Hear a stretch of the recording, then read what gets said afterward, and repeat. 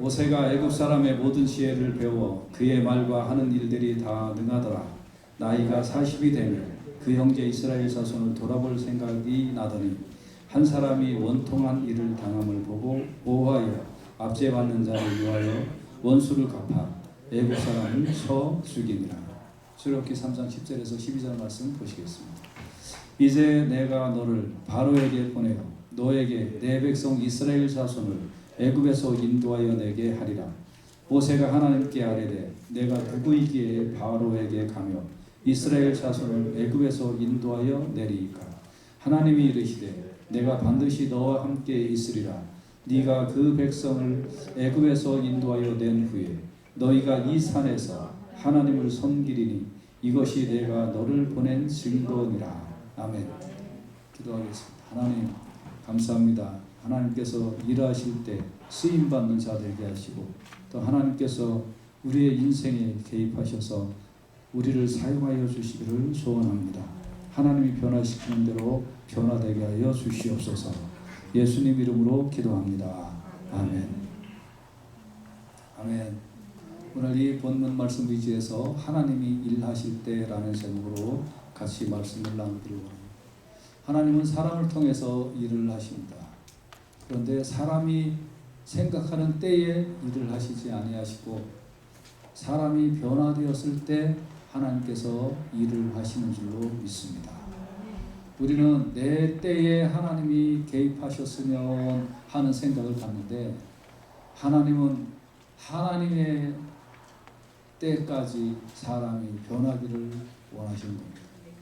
우리 모두가 다 변화됨으로 하나님의 하실 때에 쓰임받는 귀한 그릇들 다 되시길 주님의 이름으로 축복합니다. 모세라는 인물을 통하여 하나님이 언제 일하시나, 사람을 통하여 일하실 때가 언제인가 라는 말씀을 나눌 때 같이 은혜 받기를 원합니다. 모세라는 인물은 120살까지 살았는데 그의 인생은 하나님과 만나기 전과 하나님을 만난 후에 인생이 완전히 바뀌었습니다. 어떻게 바뀌었는지 같이 살펴보기를 원합니다. 첫째, 그의 궁전에서의 40년 기간입니다. 사도행전 7장 22절에 보면 모세가 일곱 사람의 모든 지혜를 배워 그의 말과 하는 일들이 등하더라 라고 설명하고 있습니다. 이스라엘이 애굽으로 이주한 지 약 350년이 지나서 요셉을 알지 못하는 새 임금이 왕위에 올랐습니다. 당시 이스라엘은 애굽의 노예로 살았습니다. 그런데 인구가 급격하게 느는 거예요. 애굽의 인구는 늘지 않는데 이스라엘의 인구는 급격하게 는 겁니다. 풍요로운 애굽은 애를 낳지 않는데 노예살이를 하는 이스라엘은 애를 많이 낳는 겁니다. 이게 맞는 것 같아요. 잘 살면 애를 낳나요? 잘 살면. 지금 한국 출산율이 세계에서 꼴찌라고 하죠. 그런데 보십시오. 저도 베이비 부모 세대인데 얼마나 어려웠어요. 그때 4남매 5남매는 기본이었습니다. 그렇죠? 우리 형제들은 전부 다 4남매 5남매 6남매 뭐 이런 형제들이었는데 요새 애들은 거의 하나 둘 정말 많아야 셋 뭐 이 정도이죠. 자, 이렇게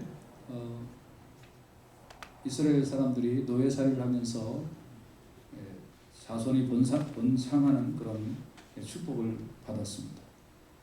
애굽의 입장에서는 저 사람들 인구가 많아지면 인구에서 우리가 밀리기 때문에 위협함을 느꼈습니다.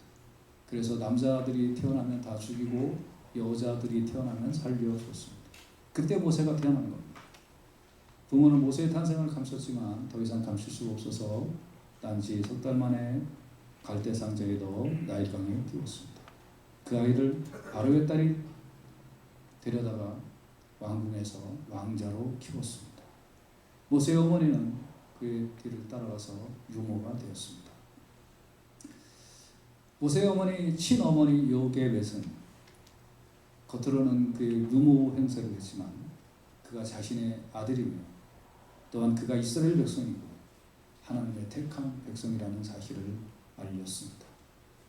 또한 그는 애굽에서 40년 동안 모든 지혜와 모든 학문에 능통했습니다. 그래서 그의 말과 하는 일이 능하더라 했습니다. 사람은 보통 말을 잘하든지 아니면 하는 일을 잘하든지 둘 중에 하나를 가지지 두 개를 가진 사람은 많지 않아요. 보통 말을 잘하는 사람은 실속이 없다고 해요. 그리고 일을 잘하는 사람은 말이 별로 없어요. 근데 모세는 말에서도 뛰어났습니다. 그의 지식을 표현해내는 그 말이 아주 능수능란했습니다. 또한 그 하는 일이 능했습니다. 이런 능통한 사람, 여러분 부럽지 않나요? 모든 학문을 배워서 능통한, 어찌 보면 부러울 것이 없는 이런 사람이었습니다. 이런 배경을 가진 사람이 과연 얼마나 될까요?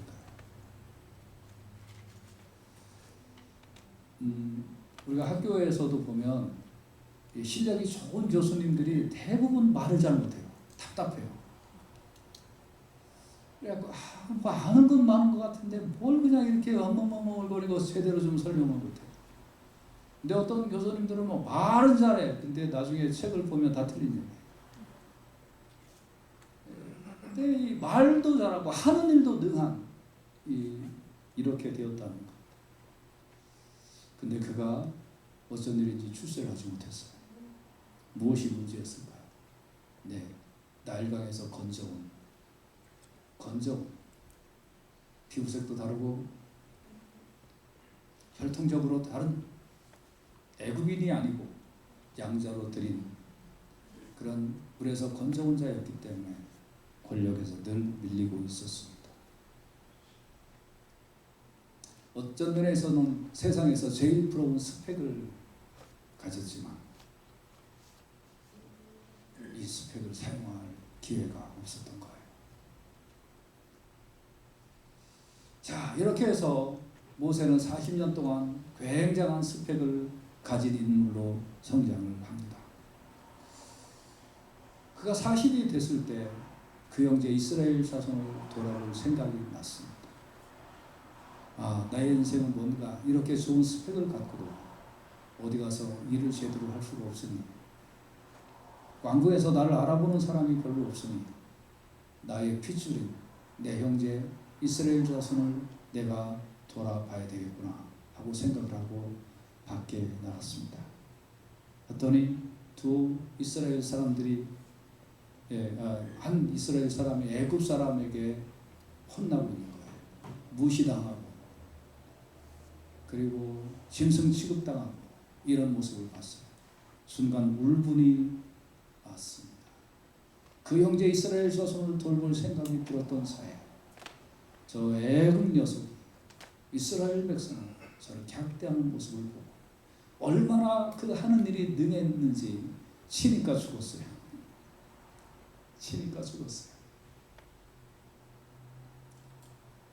정말 팔팔하고 어떤 면에서는 40이라는 나이가 아직 힘이 안 빠진 나이잖아요. 그러면서 경험은 다 한 나이예요. 어떻게 보면 인생에 가장 좋을 나이대가 이때입니다. 힘 안 빠지고 기억력 쇠퇴 안 하고 경험은 다 갖고 있는 나이. 이때 애굽 사람을 한 대 쳤더니 죽었어요. 그 다음날 다시 나가봤습니다. 다시 나가 보니까 이번에는 이스라엘 사람들끼리 싸우고 있는 거예요.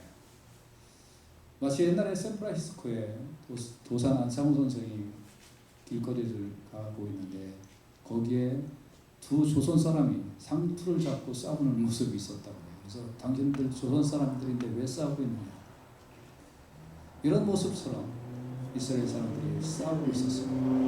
그러니까 왜 이제 당신들 동족이 싸우느냐, 네가 어제는 애굽 사람을 쳐 죽인 것처럼 오늘 나를 쳐 죽이려고 그러냐, 왜 남의 일에 간섭하냐. 이 말을 듣고 모세는 가슴이 철렁했습니다. 그리고 저렇게 내 마음을 몰라주는 사람들, 내가 이렇게 훌륭한 교육을 받고 훌륭한 스펙을 쌓아서 너희들을 인도하여 너희들이 정말 편안한 나라를, 편안한 세상을, 편안한 곳으로 내가 너희를 인도하려고 했는데 내 말을 못 알아주는구나. 25절에 보면 그는 그의 형제들이 하나님께서 자기의 손을 통하여 구원해 주시는 것을 깨달으리라고 생각하였습니다. 나 같은 인물은 하나님께서 반드시 사용하실 거야. 그리고 나 같은 인물을 통하여 내가 너희들을 구원해 주는 거를 너희들 왜 못 깨닫고 있니? 너희들하고 나하고는 종자가 다르잖아. 나는 왕국에 속했고 애굽의 모든 학식을 다 배웠고 말과 하는 일이 능한 사람으로 난 성장했기 때문에 나는 너희들을 충분히 인도하여 낼 수가 있어. 그런데 그들이 깨닫지 못하였다. 아, 나를 이렇게 알아주지 못하는 이 세상 지겹다.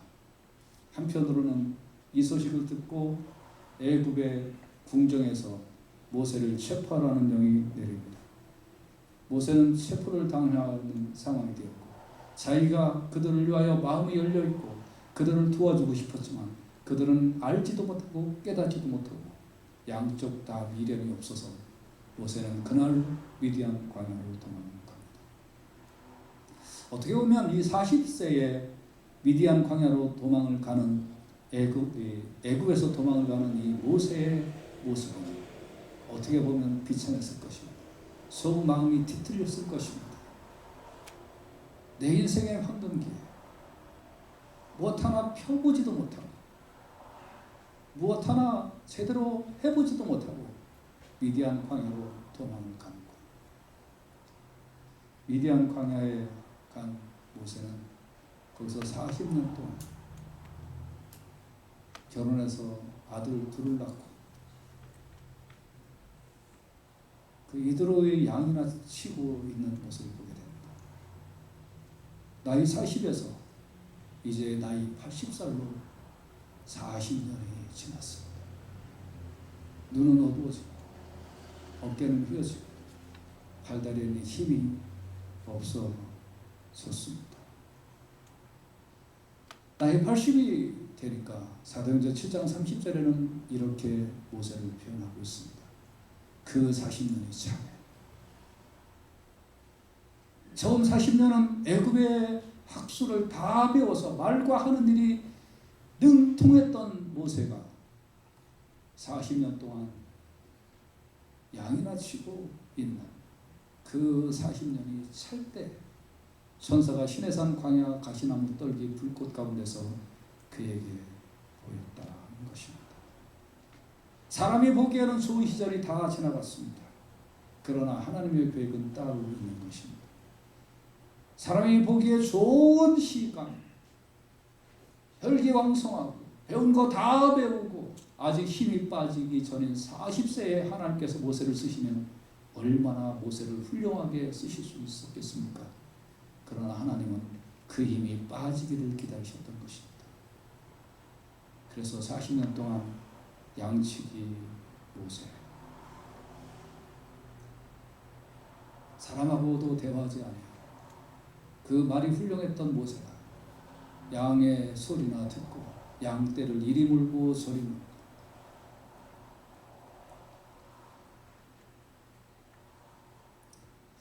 그러나 그것은 하나님의 연단의 시간이었습니다. 하나님이 함께 하시는 시간이었습니다. 여러분 혹시 여러분 중에 나는 왜 이렇게 안 풀리냐? 나는 왜 닥쳐지는 일들마다 고비가 있고 나의 능력을 알아주지 않냐고 또 내가 하는 일은 왜 이렇게 사방이 꽉꽉 막힌 것 같이 답답한가 하는 생각이 들 때가 있으실 겁니다. 이사야 48장 10절에 보면 보라 내가 너를 연단하였으나 은처럼 하지 아니하고 너를 고난의 풀무에서 택하였노라. 아멘. 하나님께서는 우리를 연단하시는데 은처럼 하시지 않는다는 말이에요. 잠언 17장 3절에 보면 도가니는 은을 풀무는 금을 연단하거니와 여호와는 마음을 연단하시느니라. 다시 얘기하면 은처럼 조금 연단해서 너를 쓰지 않는다는 겁니다. 풀무에서 나온 금처럼 너를 고난의 풀무에서 택해서 너를 고난의 풀무에 내가 집어넣었다가 거기서 금처럼 너를 연단한 후에 내가 너를 들어 쓰겠다는 것이 하나님의 뜻인 줄로 믿습니다. 그래서 여러분, 왜 나는 이렇게 고난이 심하고 저 사람은 왜 이렇게 고난이 없나요? 부러워하지 마세요. 고난이 없는 자는 하나님께서 은처럼 연단하신 거고, 고난이 많은 여러분은 하나님께서 풀무에 집어넣으셔서 금처럼 연단하여 주시는 줄로 믿으시기를 바랍니다. 그래서 힘들고 어렵고 지치고 낙심할 때 하나님 나를 고난의 풀무에 집어넣으셨군요. 그런데 여기에 보면 고난의 풀무에서 택하였다고 했습니다. 여러분 한번 보십시오. 금을 연단하는 자가 금을 고난의 풀무에다 집어넣고 안 꺼내겠습니까? 그러는 사람은 아무도 없습니다. 고난의 풀무에 넣고 나서 잘 관찰하였다가 적당한 때에 불순물이 제거되면 반드시 그 귀한 금을 꺼내는 줄로 믿습니다. 하나님께서 여러분을 고난의 풀무에 집어넣으면 하나님께서는 여러분을 관찰하고 계시다가 하나님의 적당한 때에 여러분을 그 풀무에서 꺼내서 사용하여 주실 줄로 믿습니다. 그때까지 우리가 연단해야 될 게 무엇인가요? 마음을 연단해야 한다. 연단도 두 종류가 있어요. 하나님이 하시는 연단은 실력의 연단이 아닙니다. 그런 건 세상에서 배울 수 있어요. 하나님이 연단하시는 건 무슨 어떤 몸의 연단을 하는 거 아니에요. 그런 건 바깥에서 배울 수 있어요. 하나님이 연단하시는 건요, 오늘 이 말씀처럼 마음의 연단이에요. 하나님은 우리의 마음에 모든 것을 다 비워내도록 연단시켜 주시는 줄로 믿습니다. 그런데 연단을 잘못 받으면 연단을 누구에게 받느냐가 중요한 거예요. 누구에게 받느냐. 베드로서 2장 14절에 보면 음심이 가득한 눈을 가지고 범죄하기를 쉬지 아니하고 굳세지 못한 영혼들을 유혹하며 탐욕에 연단된 마음을 가진 자들이니 저주의 자식이야. 저주의 자식은 마음에 탐욕을 집어넣는 연단을 받아요. 다시 말하면 마귀가 시키는 연단은 마음속에 자꾸 탐욕을 집어넣게 만드는 연단을 해요. 그러나 하나님께서는 우리의 마음을 다 비워내는 연단을 시키는 거예요. 금은 불순물이 있어요. 그 불순물을 제거해야 좋은 금이 되는 거예요. 아무나 집어넣는다고 좋은 게 아니에요. 다 빼내야 돼요. 근데 마귀의 연단은 자꾸 너를 위하여 살아라, 너를 위하여 집어넣어라, 너를 위하여 뭔가를 자꾸 행동을 해라 하고 하는 것이 마귀의 연단이에요. 이런 연단 하나도 받지 아니하시기를 주의 이름으로 축복합니다. 근데 우리 연단은 무슨 연단이냐? 마음을 비워내는 연단을 하는 거예요. 이렇게 해서 이제 모세가 이런 연단을 받으니 욥기 13장 10절에는 욥의 귀한 신앙 고백이 나오는데, 나의 가는 길을 오직 그가 아시나니 그가 나를 단련하신 후에는 내가 정금같이 나오리라 했습니다. 그가 나를 단련하신 후에 정금같이 나오리라. 단련하기 전에는 정금같이 나올 수가 없어요. 모세가 애굽의 학식을 다 배웠을 때는 정금같이 나오지 못했어요. 그러나 그가 하나님이 단련하신 후에는 모세가 정금같이 나오게 된 줄로 믿습니다. 그러면 그 단련의 결과가 무엇인가요? 그걸 한번 구별을 해봤습니다. 40세 때와 80세 때에 무엇이 바뀌었는가? 40세 때에 그의 말은 능했습니다. 그가 운변하면 당해낼 자가 없었습니다. 그가 무엇에 대하여 그의 학식에 대하여 얘기하면 그의 학식을 당해낼 학자들이 없었습니다. 그런데 80세에 그는 뭐라고 고백합니까? 저는요, 입이 뻣뻣하고 혀가 둔해서 저는 말을 못해요. 왜 그랬을까요? 농담처럼 말씀을 드리지만 그냥 유추해서 그냥 유머처럼 알아들으시면 됩니다. 모세가 80세에 입이 뻣뻣하고 둔했던 이유가 두 가지라고 어떤 목사님 얘기하시는데 공감이 가요. 첫째는 뭐냐면 미디안에서 40년 동안 처가살이를 했다. 두 번째 이유는 뭐냐? 양하고만 지냈다. 그래서 말할 기회가 없었다. 맞는 말 같죠? 입이 뻣뻣하고 둔했다. 그러나 이것이 하나님의 연단인 줄로 믿습니다. 두 번째, 모세는 40살의 능력은 어땠습니까? 그가 능했습니다. 무예가 능했고 지식이 능했고 모든 것이 다 능력이 있었습니다. 그러나 그의 80세에는 지팡이를 손에 잡았습니다. 40세에는 한 방에 사람을 쳐 죽였습니다. 그러나 80세에는 지팡이를 손에 잡았습니다. 그가 40세에는 그의 의지가 동족을 돌아볼 생각을 했습니다. 내 능력이면 내 동족을 내가 돌봐줄 수 있을 것이다 라고 자신만만했습니다. 그런데 80세의 모세는 주여 보낼 만한 자를 보내소서. 저는 거기에 해당되지 않습니다. 저는 그런 능력이 없습니다. 저는 아무것도 할 수 없습니다. 이렇게 바뀌었습니다. 그의 40세의 행동은 사람을 쳐 죽일 정도로 힘이 펄펄 넘쳤습니다. 그러나 80세의 모세는 하나님의 뜻을 따라 자기 신에서 신발을 벗고 하나님 앞에 무릎을 꿇는 자로 바뀌었습니다. 사람을 쳐 죽이는 팔팔한 사람이 하나님의 말씀 한마디에 자기의 신발을 벗고 하나님 앞에 굴복하는 사람으로 바뀌었습니다. 그의 40세의 그의 기대는 백성들이 나를 알아줄 거야. 나는 세상을 한번 뒤집어 엎을 수 있는 그런 능력을 가진 자야 하는 것을 백성들이 나를 알아줄 거야 하는 그의 기대감이 있었으나 80세에는 그러나 알아주지 않았습니다. 그러나 80세에는 하나님이 그를 보낼 때 백성들이 믿었다고 말씀하고 있습니다. 여러분, 40세의 모세는 우리가 그리는 우리의 인생의 모습입니다. 여러분과 제가 아니면 그런 꿈을 꿨을 겁니다. 나도 좋은 스펙을 쌓고 나도 국가와 민족을 위하여 나도 전 세계를 위하여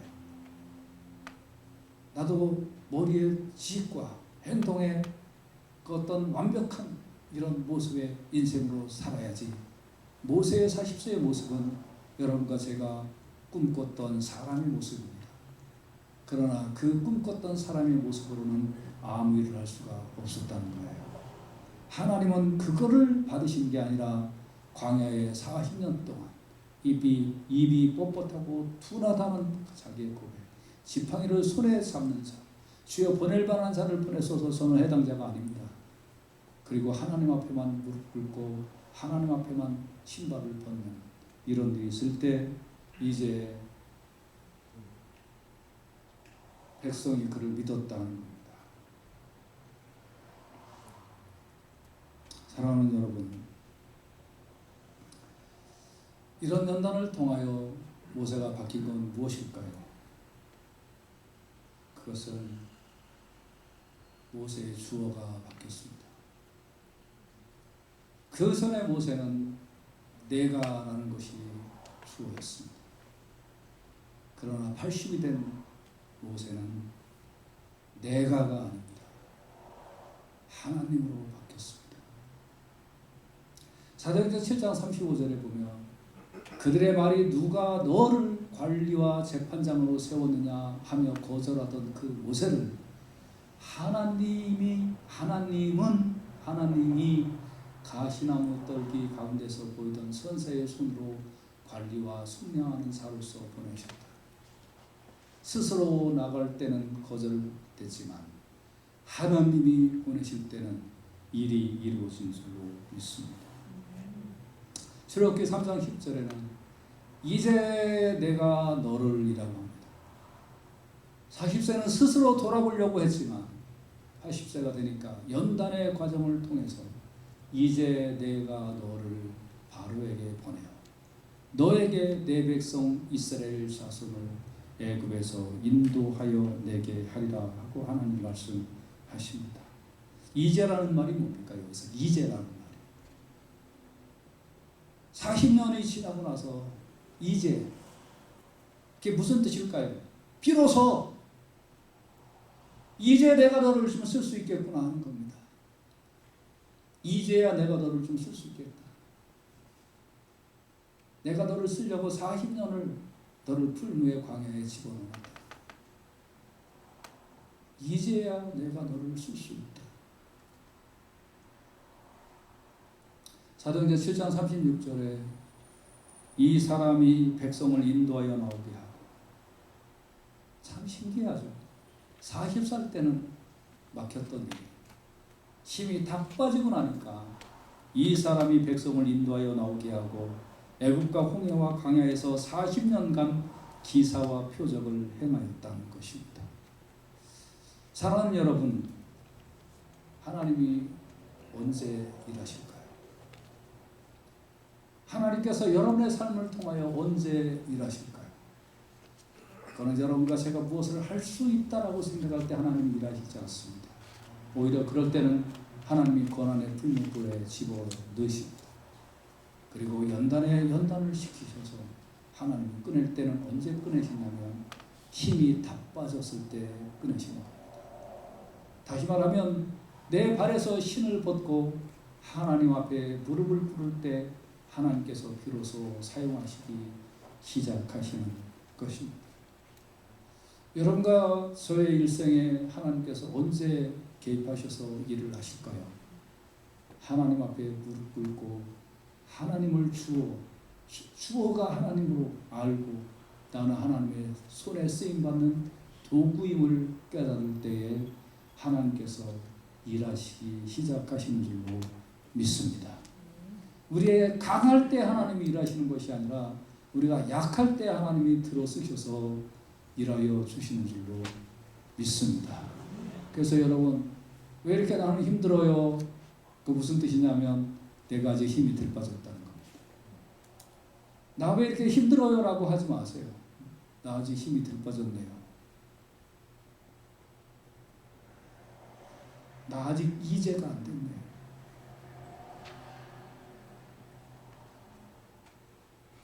하나님 내 군경에서 나를 건져주실 필요가 아닙니다. 하나님의 때까지 기다리겠습니다. 하나님의 때까지 기다리겠습니다. 이것이 여러분과 저의 신앙 고백이 되어야 될 줄로 믿습니다. 고린도후서 12장 10절에는 그러므로 내가 그리스도를 위하여 약한 것들과 능욕과 궁핍과 핍박과 곤란을 기뻐하노니. 누구를 위하여? 그리스도를 위하여. 이는 내가 약할 그때에 곧 강함이니라.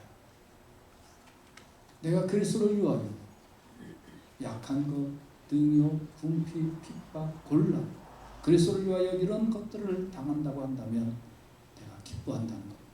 왜냐하면 이런 것을 통하여 내가 힘이 빠질 약할 그때가 곧 주님이 나를 통하여 일을 하시기 시작할 때인 줄로 믿습니다.